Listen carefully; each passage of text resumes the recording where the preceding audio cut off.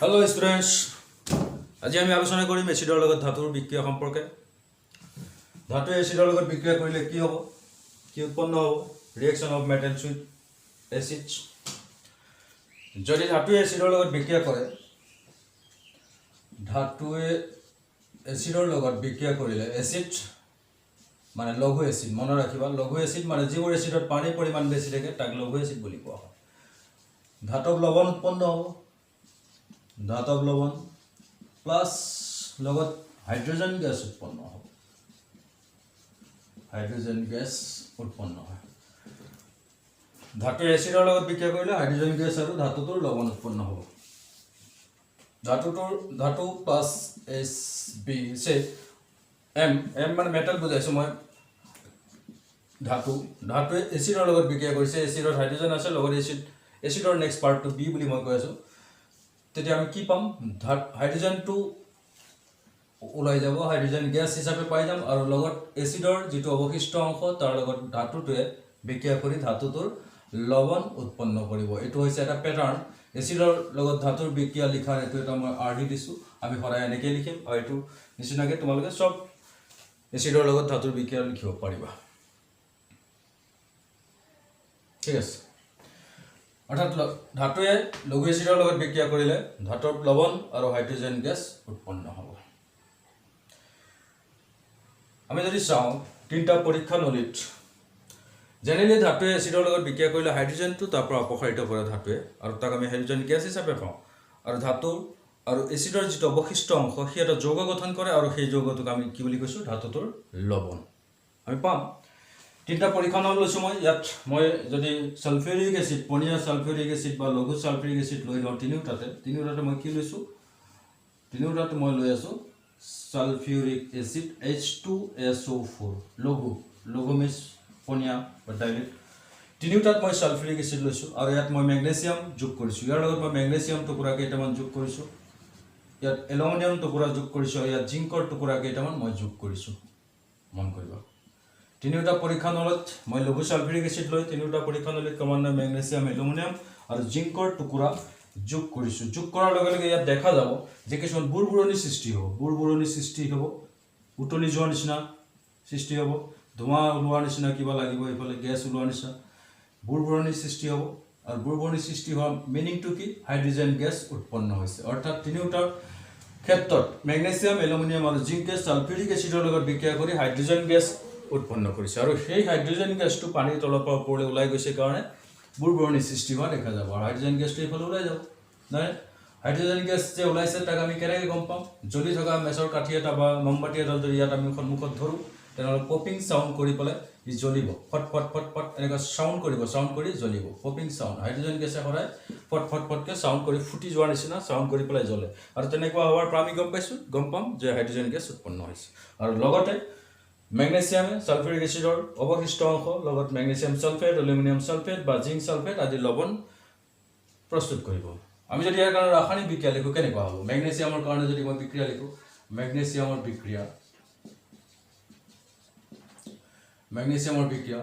বিক্ৰিয়া মই সালফিউৰিক এসিডৰ লগত যদি লিখো magnesium solid plus sulphuric acid aqueous ফৰ্মত থাকিব লঘু সালফিউৰিক এসিড মন ৰাখিবা লঘু সালফিউৰিক ম্যাগনেসিয়াম সালফেট MgSO4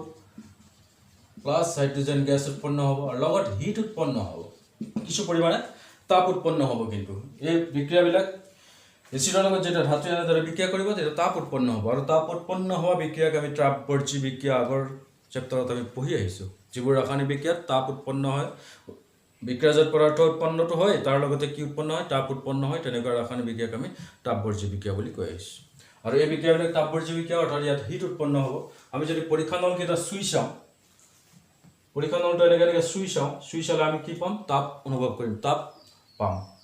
তিনিওটা ৰাসায়নিক বিক্ৰিয়াৰ ক্ষেত্ৰত বা তিনিওটা পৰীক্ষা নলত যদি মই এটা থাৰ্মোমিটাৰ ডুব যোৱাকৈ বাল্বটো যদি ইয়াত এচিডত ডুব যোৱাকৈ থাৰ্মোমিটাৰ তিনিটা মই এনেকৈ সোমোৱাই থলোহেঁতেন তেতিয়া থাৰ্মোমিটাৰে আমাক কোনটো ৰাসায়নিক বিক্ৰিয়াত কিমান তাপ উৎপন্ন হৈছে থাৰ্মোমিটাৰৰ পৰা আমি গম পালোহেঁতেন বা আমি চুই চালোঁ অনুভৱ কৰিম ঠিক তেনেকৈ ম্যাগনেসিয়াম সালফেট মই সমতল কৰা নাই জাস্ট কনসেপ্ট দিছোঁ তোমালোকে সমতলটো কৰিব জানাই এলুমিনিয়ামে যদি বিক্ৰিয়া কৰে এলুমিনিয়ামে সালফিউৰিক এসিডৰ লগত বিক্ৰিয়া কৰিলে লঘু সালফিউৰিক এসিড লঘু সালফিউৰিক এসিডৰ লগত বিক্ৰিয়া কৰিলে কি উৎপন্ন হ'ব एल्युमिनियम सल्फेट एल्युमिनियমৰ যোজ্যতা 3 মেগনেছিয়াম সালফেটৰ -2 তো ইয়াৰ যোজ্যতা ক'ত আহিব ইয়াত আহিব আৰু ইয়াৰ যোজ্যতা Al2SO4 whole 3 plus hydrogen gas উৎপন্ন হ'ব প্লাস হিট ওকে ঠিক জিংকৰ ক্ষেত্ৰত ৰাসায়নিক বিক্ৰিয়াটো আমি যদি চাওঁ জিংক প্লাস H2SO4 ডাইলেট পনীয়া বা লঘু তো জিংক সালফেট ZnSO4 দুইটাৰ যোজ্যতা 2 2 নিলিখিলেও হ'ব প্লাস হাইড্ৰোজেন গ্যাস আৰু লগত হিট উৎপন্ন হ'ব তো এনেদৰে মেগনেছিয়াম এলুমিনিয়াম জিংকে পনীয়া লঘু বা পনীয়া সালফিউৰিক এসিডৰ লগত বিক্ৰিয়া কৰি হাইড্ৰোজেন গেছ উৎপন্ন কৰে আৰু সিহঁতৰ ধাতু এসিডৰ লগত বিক্ৰিয়া কৰিলে ধাতব লৱণ আৰু হাইড্ৰোজেন গেছ এটা মেগনেছিয়াম ধাতুৱে বিক্ৰিয়া কৰিছে সালফিউৰিক এসিডৰ লগত গতিকে মেগনেছিয়ামৰ লৱণ এইটো উৎপন্ন হ'ব ধাতব লৱণ মিন্স কি ইয়াত যেটো ধাতু থাকে সেই ধাতুটোৰ লৱণেই উৎপন্ন হ'ব গতিকে মেগনেছিয়াম সালফেট ঠিক তেনেকৈ এলুমিনিয়াম সালফেট জিংক সালফেট ধাতব লৱণ উৎপন্ন হৈছে লগত হাইড্ৰোজেন গেছ উৎপন্ন হৈছে আৰু হিট উৎপন্ন হৈছে হিট কিমান উৎপন্ন হৈছে তো আমাক থাৰ্মোমিটাৰে দিব আৰু বিক্ৰিয়াটো কোনটো বিক্ৰিয়া বেছি দ্ৰুত বেগত সংঘটিত হৈছে সেইটো আমি বুৰবুৰণি ক'ত বেছি সৃষ্টি হৈছে তাৰ পৰা অনুমান কৰি ল'ব পাৰিম যিটো বিক্ৰিয়াত মই ইয়াত মেগনেছিয়াম দিয়াৰ লগে লগে বুৰবুৰণি সৃষ্টি হৈছে ইয়াত এলুমিনিয়াম দিয়াৰ লগে লগে লাহে লাহে হৈছে বা জিংকৰ টুকুৰা ইয়াত যোগ কৰাৰ পিছত কিছু সময় পিছত বুৰবুৰণি দেখা গৈছে ইয়াৰ পৰা বুজা গৈছে যে এই খৰতকীয়া হৈছে তাতকৈ কম সেইটো কিয় হৈছে সক্ৰিয়তাৰ ওপৰত বেছ কৰিব ঠিক এই বিক্ৰিয়াটোত মই যদি পৰীক্ষা নল তিনিওটাতে লঘু সালফিউৰিক এসিড নলৈ হাইড্ৰক্লোৰিক এসিড লওঁ তেতিয়া কি হ'ব লঘু হাইড্ৰক্লোৰিক এসিড ল'লে তেতিয়া মেগনেছিয়াম এলুমিনিয়াম বা জিংকে লঘু হাইড্ৰক্লোৰিক এসিডৰ লগত কেনেদৰে ৰাসায়নিক বিক্ৰিয়া ঘটে ৰাসায়নিক বিক্ৰিয়াটো আমি চাওঁ মেগনেছিয়ামৰ লগত HCl ৰ লগত বিক্ৰিয়া মানে হাইড্ৰক্লোৰিক এসিডৰ লগত বিক্ৰিয়া ফাৰ্স্ট আমি চাওঁ মেগনেছিয়ামে যদি লঘু হাইড্ৰক্লোৰিক এসিড লওঁ লঘু হাইড্ৰক্লোৰিক এসিডৰ লগত বিক্ৰিয়া কৰি মেগনেছিয়াম কি হ'ব মেগনেছিয়াম হাইড্ৰোজেনটো অপসাৰিত হ'বই হাইড্ৰোজেন গেছ উৎপন্ন হ'ব আৰু অৱশিষ্ট অংশ থাকিল ক্লোৰিন তে মেগনেছিয়াম MgCl মেগনেছিয়ামৰ যোজ্যতা 2 ক্লোৰিনৰ 1 তে MgCl 2 ইয়াত 1 নিলিখিলে হ'ব না তে মেগনেছিয়াম ক্লোৰাইড লৱণ মেগনেছিয়ামৰ লৱণ মেগনেছিয়াম ক্লোৰাইড একোয়াছ ফৰ্মত থাকিব আৰু লগত হাইড্ৰোজেন গেছ উৎপন্ন হ'ব হিট ওকে ঠিক তেনেকৈ মেগনেছিয়াম এলুমিনিয়ামৰ লগত বিক্ৰিয়া লিখিব পাৰিবা তোমালোকে magnesium plus aluminium plus sulphuric acid HCl নয় ডাইলেট HCl তে কি হ'ব এলুমিনিয়াম ক্লোরাইড AlCl what এলুমিনিয়ামৰ প্লাস 3 আৰু 1 কি হ'ব AlCl3 প্লাস হাইড্ৰোজেন গেছ তেকেদৰে জিংকে যদি সালফিউৰিক হাইড্ৰক্লোৰিক এসিডৰ লগত বিক্ৰিয়া কৰে আমি পাম জিংক HCl ডাইলেট আমি পাই যাম জিংক ক্লোৰাইড নহয় ZnCl2 বুজি আছে জিংকৰ যোজ্যতা 2 ক্লোৰিনৰ 1 প্লাস হাইড্ৰোজেন গেছ তেদৰে পনীয়া এসিডৰ লগত ধাতুৱে বিক্ৰিয়া কৰি সিহঁতৰ লৱণ আৰু হাইড্ৰোজেন গেছ উৎপন্ন কৰে লগতে তাপ উৎপন্ন কৰে আৰু এই ক্ষেত্ৰত আমি চাম কিছুমান বিক্ৰিয়া বেছি দ্ৰুত বেগত সংঘটিত হ'ব আৰু কিছুমান লেহেমীয়া বেগত সংঘটিত হ'ব কোনটো বিক্ৰিয়াৰ ক্ষেত্ৰত তাপ বেছি উৎপন্ন হৈছে বা কোনটো বিক্ৰিয়া বেছি বেগেৰে সম্পন্ন হৈছে বুৰবুৰণি কোনটো পৰীক্ষানলীত বেছি হৈছে সেই কথাটো আমি গম পাম সিহঁতৰ সক্ৰিয়তাৰ ওপৰত যিটো ধাতু বেছি সক্ৰিয় সেই ধাতুটোৱে এসিডৰ সৈতে বিক্ৰিয়া দ্ৰুত বেগত সংঘটিত কৰিব আৰু ধাতুৰ সক্ৰিয়তা শ্ৰেণী তোমালোকে ইতিমধ্যে পাইছা তোমালোকে ধাতুৰ সক্ৰিয়তা শ্ৰেণী পাইছা আগৰ চেপ্টাৰ আগৰ ভিডিঅ'ত মই দেখাইছিলোঁ ধাতুৰ সক্ৰিয়তা শ্ৰেণী কি আছিলে কেদাৰনাথ का माली आलू जरा फीका ने आलू जरा फीका पकाता है आलू जरा फीका पकाता है कौन है आगे आओ बोले सर की लिखी আছে মাটি আছে কিবা লিখি আছে কিবা এটো লিখাৰ টেকনিক হ্যাঁ ধাতুৰ সক্ৰিয়তা শ্ৰেণী এটো কি এটো হৈছে ধাতুৰ সক্ৰিয়তা শ্ৰেণী ধাতুৰ সক্ৰিয়তা শ্ৰেণী মুখস্থ থাকিলে আমি বহুত প্ৰশ্ন উত্তৰ দিব পাৰিম কেমিষ্ট্ৰিৰ বহুত নলেজ তোমালোকে মুখস্থ নকৰাকৈ জানি থাকিবা এটা ধাতুৰ সক্ৰিয়তা শ্ৰেণী केदारनाथ का माली आलू जरा फीका पकाता है कौन है आगे आओ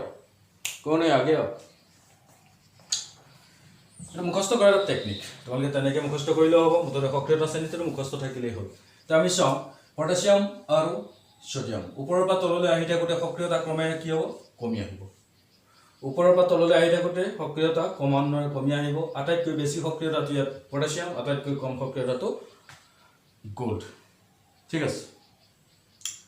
পটাছিয়াম আৰু সোডিয়াম ইমানেই সক্ৰিয় যে ই পানীৰ লগত অতি তৎক্ষণাত বিক্ৰিয়া কৰে আৰু যিহেতু পনীয়া এচিডৰ কথা আমি পাতি আছোঁ লঘু এচিডৰ কথা পাতিছোঁ তাত পানীৰ পৰিমাণ বেছি থাকে গতিকে সেই ধাতুকেইটাৰ ক্ষেত্ৰত লঘু সালফিউৰিক এচিড বা লঘু হাইড্ৰক্লৰিক এচিডৰ সৈতে ৰাসায়নিক বিক্ৰিয়া সংঘটিত হ'ব এলুমিনিয়াম জিংক বা মেগনেছিয়ামে যেনেদৰে ৰাসায়নিক বিক্ৰিয়া সংঘটিত কৰি হাইড্ৰজেন গেছ উৎপন্ন কৰিছে সোডিয়াম বা পটাছিয়ামেও লঘু হাইড্ৰক্লৰিক এচিড বা সালফিউৰিক এচিডৰ লগত বিক্ৰিয়া কৰি হাইড্ৰজেন গেছ উৎপন্ন কৰিব কিন্তু এই বিক্ৰিয়াটো ইমান তৎক্ষণাত সংঘটিত হ'ব আৰু ইয়াত ইমানেই তাপ উৎপন্ন হ'ব যাৰ কাৰণে সি দুৰ্ঘটনা হোৱাৰ চান্স থাকে সেয়েহে মই কৈছোঁ যে এই বিক্ৰিয়াকেইটা তোমালোকে সংঘটিত কৰিব নালাগে পৰীক্ষাগাৰতো আমি এই বিক্ৰিয়াকেইটা কেতিয়াও এচিডৰ লগত সংঘটিত নকৰোঁ ঠিক আছে কিন্তু হাইড্ৰজেন গেছ উৎপন্ন হ'ব তাৰপিছত কেলছিয়াম বা মেগনেছিয়াম এলুমিনিয়াম জিংক এই তিনিটাৰ ক্ষেত্ৰততো মই ক'লোৱেই কেলছিয়াম মেগনেছিয়াম এলুমিনিয়াম জিংকৰ ক্ষেত্ৰত মেগনেছিয়াম আটাইতকৈ এই তিনিটাৰ ভিতৰত মেগনেছিয়াম বেছি সক্ৰিয় ধাতু এলুমিনিয়ামতকৈ মেগনেছিয়াম বেছি সক্ৰিয় জিংকতকৈ এলুমিনিয়াম বেছি সক্ৰিয় গতিকে মেগনেছিয়ামৰ লগত যিটো ৰাসায়নিক বিক্ৰিয়া সংঘটিত হ'ব সালফিউৰিক এচিড বা হাইড্ৰক্লৰিক এচিডৰ সি এলুমিনিয়াম বা জিংকতকৈ দ্ৰুত বেগত সংঘটিত হ'ব আৰু এই ক্ষেত্ৰত তাপ বেছি উৎপন্ন হ'ব যেহেতু এলুমিনিয়াম তাতকৈ কম সক্ৰিয় গতিকে ইয়াত কম তাপ উৎপন্ন হ'ব বা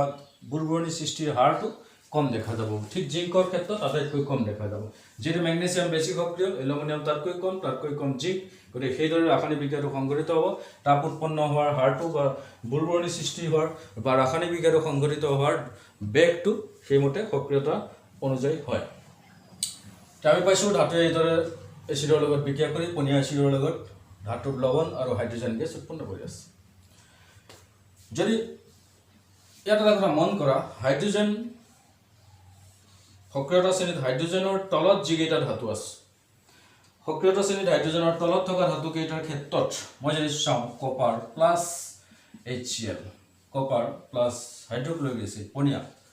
পনীয়া হাইড্ৰক্লৰিক এচিডৰ লগত কপাৰ ধাতু যদি মই ৰাসায়নিক বিক্ৰিয়া সংঘটিত কৰোঁ তেনেহ'লে কি হ'ব যদি আমি চাওঁ এনেকৈ ধাতুৰ লগত এচিডে বিক্ৰিয়া কৰিছে গতিকে কপাৰ ক্লৰাইড প্লাছ হাইড্ৰজেন আমি যদি এনেকৈ ভাবোঁ কিন্তু ভুল হ'ব এই বিক্ৰিয়াটো সংঘটিত নহয় ন' ৰিয়েকশ্যন ইয়াত ৰিয়েকশ্যন নহ'ব বিক্ৰিয়াটো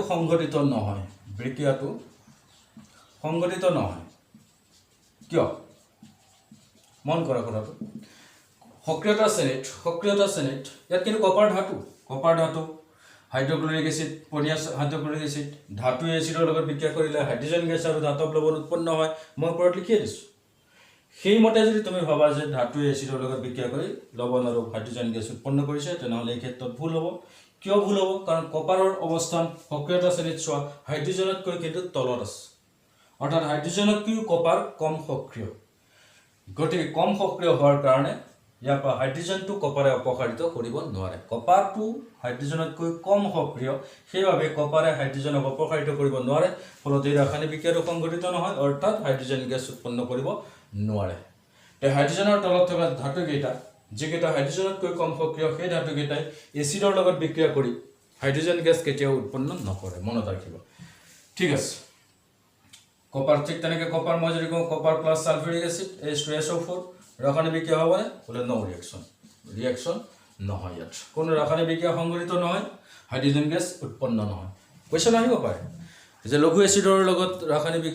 এচিডৰ পৰা হাইড্ৰজেন গেছ অপসাৰিত কৰিব নোৱাৰা এটা ধাতুৰ নাম লিখা হাইড্ৰজেনৰ তলত থকা যিকোনো এটা ধাতু লিখি দিলেই হ'ল কপাৰ মাৰ্কাৰী অ'কে ঠিক আছে এইখিনিলৈকেতো আমাৰ ক্লিয়াৰ হৈছে বুলি ভাবিছোঁ এতিয়া আৰু এটা কথা ইয়াত মই ক'ব লাগিব নাইট্ৰিক এচিডৰ কথা আমি পাতা নাই এতিয়ালৈকে nitric acid HNO3 nitric acid অজৈব এচিড যদি নাইট্ৰিক এচিডৰ লগত ধাতুৱে বিক্ৰিয়া কৰি হাইড্ৰজেন গেছ উৎপন্ন নকৰে বোলে ছাৰ আপুনিতো কৈছে ধাতুৱে হাইড্ৰজেনৰ ওপৰত থকা ধাতু হাইড্ৰজেনৰ ওপৰত থকা ধাতুৱেতো এচিডৰ লগত বিক্ৰিয়া কৰি পনীয়া এচিডৰ লগত বিক্ৰিয়া কৰিলে ধাতৱ লৱণ আৰু হাইড্ৰজেন গেছ উৎপন্ন হয় ঠিক আছে মই কৈছোঁ লিখিও দিছোঁ কিন্তু হাইড্ৰজেনৰ ক্ষেত্ৰত এটা কথা আহে সৰি নাইট্ৰিক এচিডৰ ক্ষেত্ৰত কি হয় মই যদি চাওঁ মেগনেছিয়াম সেই এলুমিনিয়াম ললোঁ জিংক ললোঁ ঠিক আছে জিংক প্লাছ নাইট্ৰিক এচিড ললোঁ ডাইলুট চাবলৈ গ'লেতো যে জিংকে হাইড্ৰজেন গেছক অপকাৰিত কৰিব পাৰে হাইড্ৰজেন গেছ উৎপন্ন কৰিব লাগে আৰু ধাতৱ লৱণ উৎপন্ন কৰিব লাগে কিন্তু ইয়াত কি হয় জিংক নাইট্ৰেট আমি যদি চাওঁ zinc nitrate ZnNO3 2 zinc nitrate আৰু প্লাছ কি হ'ব হাইড্ৰজেন গেছ হাইড্ৰজেন গেছ উৎপন্ন হ'ব এনেকুৱা লাগি আছে কিন্তু এই বিক্ৰিয়াটোত হাইড্ৰজেন গেছ উৎপন্ন নহয় ইয়াত পানী উৎপন্ন হ'ব আৰু নাইট্ৰজেন ডাইঅক্সাইড ঠিক আছে নাইট্ৰজেনৰ যিকোনো এটা অক্সাইড উৎপন্ন হ'ব নাইট্ৰজেনৰ এটা অক্সাইড নাইট্ৰজেনৰ অক্সাইড প্লাছ পানী এই বিক্ৰিয়াটোত কি হয় মন কৰা নাইট্ৰিক এচিড এটা জাৰক পদাৰ্থ নাইট্ৰিক এচিড এটা তীব্ৰ জাৰক কি নাইট্ৰিক এচিড এটা তীব্ৰ জাৰক পদাৰ্থ হোৱা মানে কি সি অক্সিজেন যোগান ধৰে প্ৰত্যেকটো জাৰক পদাৰ্থই অক্সিজেন যোগান ধৰে এতিয়া এই ৰাসায়নিক বিক্ৰিয়াটোত কি হয় হাইড্ৰজেন গেছ উৎপন্ন হয় কিন্তু সেই হাইড্ৰজেনক তীব্ৰ জাৰক পদাৰ্থ হোৱাৰ কাৰণে নাইট্ৰিক এচিডে অক্সিজেন যোগান ধৰিলে আৰু অক্সিজেন যোগান ধৰাৰ কাৰণে কি উৎপন্ন হোৱা হাইড্ৰজেনটো কি হ'বগে পানী উৎপন্ন কৰিব আৰু লগত নাইট্ৰজেনৰ যিকোনো এটা অক্সাইড উৎপন্ন কৰিব নাইট্ৰজেনৰ যিকোনো এটা অক্সাইড মিন্স নাইট্ৰিক অক্সাইড হ'ব পাৰে NO হ'ব পাৰে নাইট্ৰাছ অক্সাইড হ'ব পাৰে নাইট্ৰজেন ডাইঅক্সাইড হ'ব পাৰে যিকোনো অৰ্থাৎ ডাইলুট পনীয়া নাইট্ৰিক এচিডৰ লগত লঘু নাইট্ৰিক এচিডৰ লগত যিকোনো ধাতুৱে যেতিয়া ৰাসায়নিক বিক্ৰিয়া কৰিব তেতিয়া উৎপন্ন হোৱা হাইড্ৰজেন গেছটো নাইট্ৰিক এচিডে অক্সিজেন যোগান ধৰে অৰ্থাৎ নাইট্ৰিক এচিড নিজে বিজাৰিত হৈ নাইট্ৰজেনৰ যিকোনো এটা অক্সাইড উৎপন্ন কৰে আৰু হাইড্ৰজেন গেছটোৱে অক্সিজেন যোগ হোৱাৰ কাৰণে সি কি হ'ব পানী উৎপন্ন হ'ব অৰ্থাৎ এই ক্ষেত্ৰত হাইড্ৰজেন গেছ উৎপন্ন নহয় ঠিক আছে পনীয়া নাইট্ৰিক এচিডৰ লগত ধাতুৱে বিক্ৰিয়া কৰি হাইড্ৰজেন গেছ উৎপন্ন কৰিব নোৱাৰে কিয় কুৱেশ্যনটো এনেকৈ আহিব যে পনীয়া নাইট্ৰিক এচিডৰ লগত লঘু নাইট্ৰিক এচিডৰ লগত ধাতুৱে বিক্ৰিয়া কৰি হাইড্ৰজেন গেছ কিয় উৎপন্ন নকৰে তেতিয়া আমি কি বুলি ক'ম যে এই ক্ষেত্ৰত নাইট্ৰিক এচিড এটা তীব্ৰ জাৰক পদাৰ্থ হোৱাৰ কাৰণে সি উৎপন্ন হোৱা হাইড্ৰজেনক অক্সিজেন যোগান ধৰে আৰু সেই অক্সিজেনৰ লগত হাইড্ৰজেন লগ লাগি কি কৰে পানী উৎপন্ন কৰে ঠিক আছে কিন্তু ইয়াতে শেষ নহয় কিন্তু কেতিয়াবা কি হয় নাইট্ৰিক এচিডৰ লগত কিন্তু হাইড্ৰজেন গেছো উৎপন্ন কৰে কোনে কৰে মেগনেছিয়াম আৰু মেংগানিজ এই দুটা ধাতুৱে কেতিয়াবা নাইট্ৰিক এচিডৰ লগত বিক্ৰিয়া কৰি হাইড্ৰজেন গেছ উৎপন্ন কৰে কণ্ডিশ্যন কি যেতিয়া নাইট্ৰিক এচিড HNO3 পনীয়া নহয় অতিশয় পনীয়া অতিশয় লঘু মানে কি বুজিছা অতিশয় লঘু মানে কি অতিশয় লঘু মানে বুজিব লাগিব তাত পানীৰ পৰিমাণ ইমানেই বেছি পানীৰ পৰিমাণ যে 99% পানী আছে কিমান 99% পানী 1% সেল এচিড আছে মই এনেকুৱা য'ত 99% পানী আছে য'ত 1% হে জাষ্ট এচিড আছে তেনেকুৱা নাইট্ৰিক এচিডক মই কি বুলি কৈছোঁ অতিশয় লঘু এনেকুৱা অতিশয় লঘু নাইট্ৰিক এচিডৰ লগত মেগনেছিয়াম বা মেংগানিজে বিক্ৰিয়া কৰি হাইড্ৰজেন গেছ কিন্তু অপসাৰিত কৰিব পাৰে এইটো স্পেচিয়েল কণ্ডিশ্যন কি চৰ্তত বা কি কেতিয়া নাইট্ৰিক এচিডৰ পৰা হাইড্ৰজেন গেছ অপসাৰিত কৰিব পৰা ধাতু দুটাৰ নাম লিখা মেংগানিজ আৰু মেগনেছিয়াম কেতিয়া কৰিব পাৰে যেতিয়া অতিশয় লঘু হয় অতিশয় লঘু মানে কেনেকুৱা মই বুজাইছোঁ 99% পানী আছে আৰু 1% এচিড আছে এনেকুৱা নাইট্ৰিক এচিডক মই কি বুলি কৈছোঁ অতিশয় লঘু নাইট্ৰিক এচিড আৰু তেনে ক্ষেত্ৰত মেগনেছিয়াম বা মেংগানিজৰ নিচিনা ধাতুৱে ইয়াৰ পৰা হাইড্ৰজেন গেছ অপসাৰিত কৰিব পাৰে ঠিক আছে ষ্টুডেণ্টছ আজি আমি আলোচনা কৰিছোঁ এচিডৰ লগত ধাতুৰ বিক্ৰিয়া ঘটিলে কি উৎপন্ন হ'ব আমি কি পালোঁ যে এচিডৰ লগত ধাতুৱে বিক্ৰিয়া কৰিলে পনীয়া এচিডৰ লগত যদি ধাতুৱে বিক্ৰিয়া কৰে ধাতুটোৰ লৱণ উৎপন্ন হ'ব আৰু লগতে হাইড্ৰজেন গেছ উৎপন্ন হ'ব আমি যদি মুঠতে কথা সেইটো আৰু কেনেধৰণৰ ৰাসায়নিক বিক্ৰিয়া সংঘটিত হৈছে বিভিন্ন মেগনেছিয়াম এলুমিনিয়াম বা জিংকে লঘু ছালফিউৰিক এচিড বা হাইড্ৰক্লৰিক এচিডৰ লগত কেনেদৰে বিক্ৰিয়া কৰিছে মই ৰাসায়নিক বিক্ৰিয়া দেখাইছোঁ সমতুল তোমালোকে নিজে কৰি ল'ব